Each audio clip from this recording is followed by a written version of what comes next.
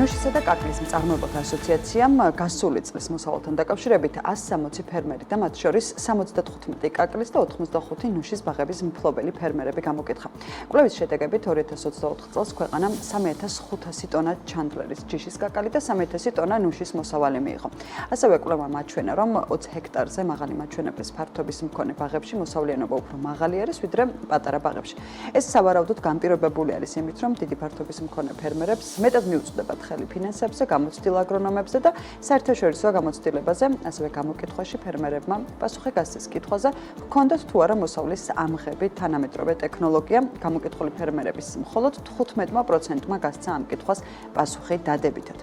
რაც შეეხება უკვე 11 თვის სტატისტიკას, გასულ წელს საქართველოს 10.700.000 დოლარის 2746 ტონა ნიგოზი იყიდა, რაც 2023 წლის საანგარიშო პერიოდის მაჩვენებელზე თანხაში 46.2%-ით მეტია, რაოდენობაში კი თითქმის 50%, 49.6%-ით მეტი. იმპორტის პარალელურად კი საქართველოდან კაკლის ექსპორტიც ხორციელდება. გასული წლის 11 თვეში საქართველომ 1082.000 დოლარის ღირებულების 153.500 ტონა ნიგოზი გაყიდა, რაც 2023 წლის მაჩვენებელზე თითქმის 100%-ით მეტია. სტუმრებთან ერთად ვაგრძელებთ უკვე თემაზე საუბარს. ანა გევხიშვილი, ნუშისა და კაკლის მწარმოებელთა ასოციაციის სამოთვალყურეო საბჭოს წევრი და ასევე ნიკო ნიკოლაძე, ნუშისა და კაკლის მწარმოებელთა ასოციაციის სამოთვალყურეო საბჭოს წევრი არიან ჩვენთან ერთად და მათთან ერთად ვისაუბრებთ კაკლისა და ნუშის მოსავლიანობაზე. დილამშვიდობისა. მოგესალმებით. როგორი იყო 2024? როგორც ნუშის, ასევე კაკლის მოსავლიანობის ნაწილში და რამდენად ზრდა გვაქვს ამ მიმართულებით? 24 წლის მოსავალი იყო ალბათ პირველი ესეთი დიდი ნაბიჯი იმ თვალსაზრისით, რომ დავიწყეთ აქტიური ექსპორტები და პირველ რიგში შევედით ევროკავშირის ბაზარზე, რასაც დიდი ხანი ველოდებოდით. ამაში ძალიან დაგვეხმარა ის, რომ საერთაშორისო ბაზარზე მოხდა დეფიციტი, დიდი მწარმოებელი ქვეყნების მოსავალი ძალიან შემცირდა, როგორც არის ამერიკის შეერთებული შტატები და ჩილე. შესაბამისად მოხდა, ასე ვთქვათ, წახალისება, დაინტერესდნენ ახალი წარმოშობებით და ეს იყო დიდი დახმარება იმისთვის, რომ გაცნობიტი ხასიათის ექსპორტები განხორციელდა არაერთ. კი, ნამდვილად მათ დაიწყეს მოძიება, კონკრეტულად ჩანდლერის მწარმოებელი ახალი ბაზრების და ეს ძალიან დაგვეხმარა. ყველა ის გამოფენა იყო იმის მაჩვენებელი, რომ ხალხი ეძებდა, იმპორტიორები ეძებდნენ ახალ მწარმოებლებს, ალტერნატიულ მწარმოებლებს ჩანდლერის. რა თქმა უნდა, ფასიც იმოქმედა. ადრე თუ ადგილობრივი ბაზრის ფასი, ადგილობრივი რეალიზაცია იყო ბევრად უფრო, ასე ვთქვათ, საინტერესო და მიმზიდველი ფერმერებისთვის და ექსპორტის, ასე ვთქვათ, აუცილებლობა ესე დღის წესრიგში არ იდგა. ეხლა უკვე საერთაშორისო ბაზარზე არსებული საექსპორტო ფასიც დაეწია, ასე ვთქვათ, ადგილობრივ ბაზარზე სარეალიზაციო ფასს და თითქმის თანაბარი იყო. შესაბამისად, დაახლოებით ნახევარი მოსავალი რეალიზდა ალბათ ადგილობრივ ბაზარზე, მიახლოებითი მონაცემებით რომ იმსჯელოთ და დაახლოებით ნახევარი გავიდა ექსპორტზე. ესეც ჩანდლერს ეხება, ხო? ეს მხოლოდ ჩანდლერი. მხოლოდ ჩანდლერი. ჩვენთან დაახლოებით 95%-ზე მეტი კომერციული მოსავალი ჩანდლერის ჯიშის არის. ნუშზე შეგვიძლია რაიმე ვთქვათ? კი ბატონო, ნუშზე მოგახსენებთ. დილამშვიდობის. ნუშიც ძალიან საინტერესო წელი გამოდგა 2024, პრინციპში 2025-იც ახლა ძალიან საინტერესო არის, მაგრამ სანამ ახალი მოსავალი მოვა, ვაკვირდებით ტენდენციას, რომ ნუშის ფასი საერთაშორისო ბაზარზე იზრდება. ეს ფასი დაახლოებით იმ მაჩვენებელზე არის, რომელიც უკვე საინტერესოს ხდის ბიზნეს მოდელს ზოგადად ნუშის პირველი წარმოებისა. და ეს ფასი მზარდია, ვგონებთ, რომ ეს ფასი შენარჩუნდება პირველ მოსავლამდე ამერიკაში. მოგეხსენებათ, რომ ამერიკის შეერთებული შტატები არის ყველაზე მსხვილი მწარმოებელი ნუშის, მას უკავია ბაზრის დაახლოებით 70%. ხოლო მომდევნო წლის პროგნოზებს რაც შეეხება, ამას ჯერ ვერ გავაკეთებთ, სანამ არ გვეცოდინება დაახლოებით საპროგნოზო მონაცემები მომდევნო წლის მოსავლისა ამერიკის შეერთებულ შტატებში. რაც შეეხება საქართველოში უკვე მიიღებულ მოსავალს, რომელიც 2024 წელს მივიღეთ, ეს არის დაახლოებით 3000 ტონა ნუში, საუბარი არის გაუტეხავ ნუშზე, თავისი ნაჭუჭით. ეს მონაცემები აღებული არის ნუშისა და კაკლის მწარმოებელთა ასოციაციის მიერ გამოკითხვის შედეგების მიხედვით. გამოკითხული არის დაახლოებით 2200 ჰექტრის მფლობელი ფერმერი ჯამურად. და დაახლოებით მონაცემები არის ეს, რომ 3000 ტონა მოსავალი არის მიღებული. ეს მოსავალი არის ძალიან მცირე რეალურად, საერთაშორისო ბაზარს თუ შევადარებთ. და თავისუფლად შეუძლია ადგილობრივ ბაზარმა აითვისოს ამ წარმოების ძალიან დიდი ნაწილი. ეს იმის კვალდაკვალა, რომ მოხმარება საქართველოში გაზრდილი არის ნუშის, ეს გამოწვეულია იმ ფაქტორიდან, რომ ფასი ნუში ზოგადად საქართველოში დაუახლოვდა საერთაშორისო ფასს და აღარ არის ისეთი ამოვარდნილი რეალური ფასიდან და ხალხმა დაიწყო ამ პროდუქტის მოხმარება ინტენსიურად და ჩვენ ვგონებთ, რომ ყოველ მომდევნო წელს ეს გაიზრდება, თან დაგეგმილი არის სპეციალური კამპანიები, რომლის მეშვეობითაც უფრო ახლოს გავაცნობთ, ასე რომ ვთქვათ, ქართულ მომხმარებლებს ნუშს და ვგონია, რომ ჩვენი წარმოების დიდი ნაწილი მომავალ წელსაც საქართველოში დარჩება. მოსავლის ზრდას ბუნებრივია მომავალ წელს ველოდებით, თუმცა ეს არ იქნება დრამატული ნახტომი.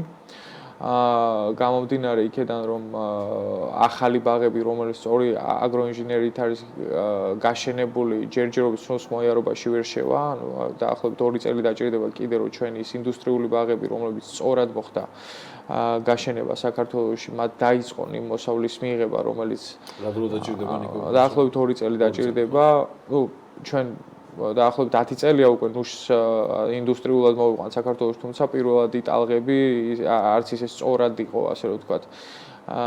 პირველი ბაღები გაშენებული, შესაბამისად მათ მსხმოიარობაზე ვერ გავაკეთებთ სწორებას რა. ანუ ეს არ ვერ იქნება ინდუსტრიის მაჩვენებელი, იმიტომ რომ არაკონკურენტული არიან იქნება დაახლოებით შეიძლება 3-ჯერ ნაკლები მოსავალი მიიღონ ამ ბაღებმა, ვიც ამ ბაღებმა სრულ მსხმოიარობაში, ვიდრე ეს მათ ბიზნეს გეგმის მიხედვით ჰქონდათ გაწერილი.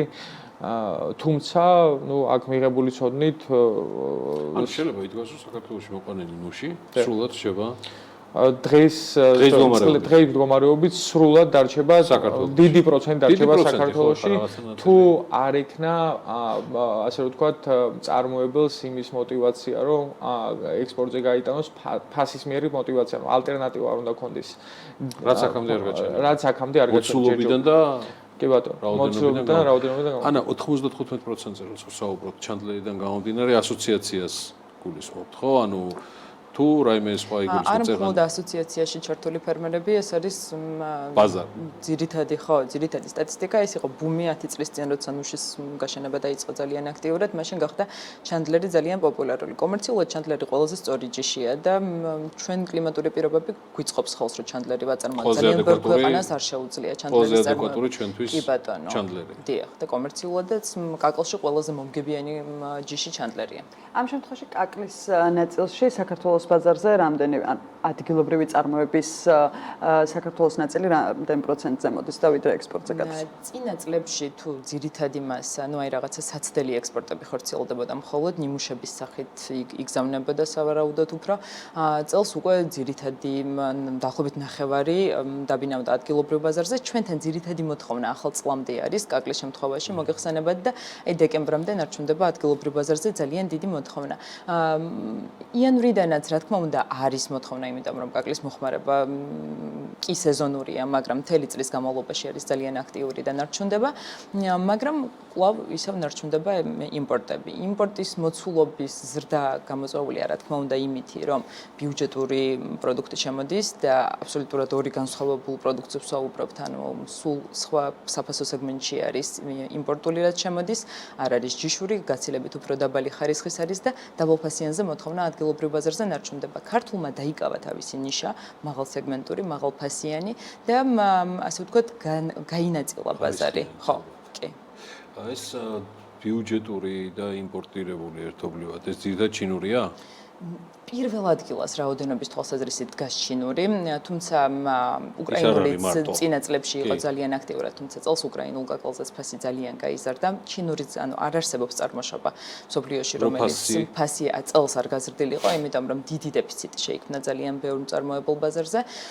შესაბამისად, ხარისხისა და ფასის ჭრილში ყველაზე ასე ვთქვათ, ახლოს ჩინეთი არის და ჩინეთიდან იზრდება. პლუს რა თქმა უნდა, ხელს გვიწყობს თავისუფალი ვაჭრობა, რომელიც გვაქვს და ესეც ახალისებს.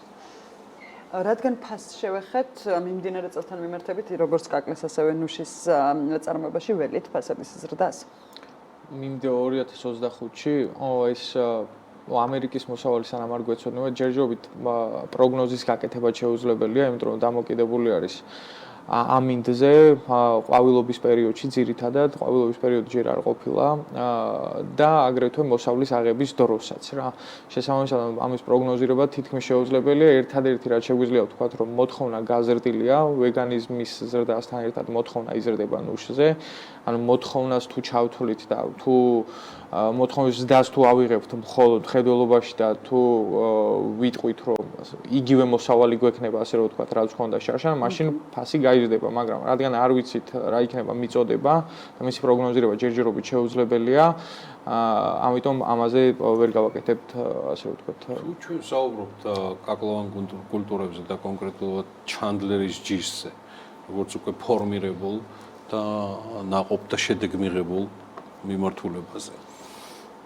ნიშნავს თუ არა ეს, რომ აქ ფორმირდა მესაკუთრეთა და მეწარმეთა ის ფენა, რომლებიც შედარებით სტაბილურები არიან, ინვესტირებენ, unlike უკაცრავად განსხვავებით ნუშისგან, რომელშიც შესაძლოა ინვესტირებულია, მაგრამ ველოდებით მინიმუმ 2 წელიწადს, როგორც ნიკომ ბრძანა ანა და ჩამოყალიბდა თუ არა ეს სტაბილური ფენა ინვესტორებისა, თქვენი შეხედულებით ცხადია. საქართველოში ვისაც ეს მიმართულება აინტერესებს. კი ბატონო, მოგახსენებთ, წარმატების ისტორიები კაკალთან მიმართებაში უფრო ადრე დადგა უფიქრობ ნიკოსთან მეთანხმება ვიდრე ნუშთან მიმართებაში. პირველ რიგში იმიტომ, რომ როცა საერთაშორისო ბაზარზე არ იყო ხელსაყრელი ფასი, ყოველთვის ადგილობრივი ბაზრის ალტერნატივა ჰქონდათ და ადგილობრივ ბაზარზე ყოველთვის მოთხოვნადი იყო იმ გაცილებით დიდი მოთხოვნიდან გამომდინარე კაკალზე ვიდრე ნუშზე. რა თქმა უნდა.